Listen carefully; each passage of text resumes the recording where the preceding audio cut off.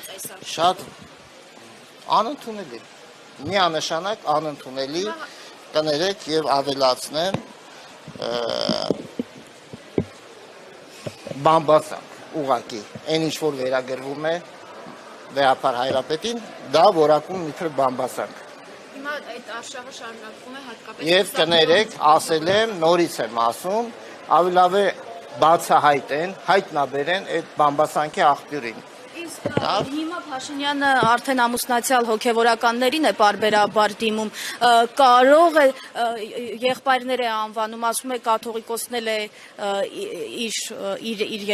իրեն եղբայր իրեն համարում, այս առումով ինչ կարող եք ասել եւ արդյոք այս ճանապարհով հաջողության կհասնի։ Առումով ինչ ասեմ, ամեն գրառում մեկնաբանեմ, հա։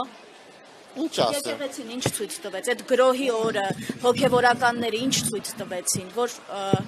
Վեհապարին պատրաստ են այսպես Նիկոլ Փաշինյանի Դուք Վեհապարին զոհ տալ։ Ինչեք Վեհապարի անձի հետ կապում ամեն ինչ։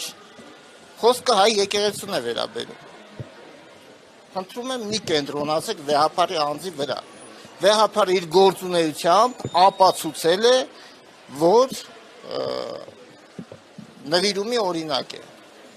Եկեղեցականի նվիրումի օրինակ է եւ մեր համար Վեհապար Հայրապետը միշտ եղել է ներշնչման աղբյուր,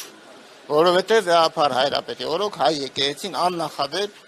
զարգացում է ապրել, ծաղկել է։ Պատահական եք համարում, որ Ադրբեջանում բավականին ոգևորված են եւ այնտեղ մամուլը քանի օր շարունակ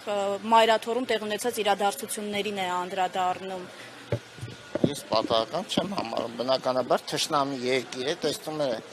մեր ներազգային անհամերաշխությունը եւ դրանից պիտի ուրախանա ու ցանկացած թշնամի երկիր, ում ձեռնտու է մեր թուլանալը։ Այս ատելության մթնոլորտին պետք է վերջ տալ,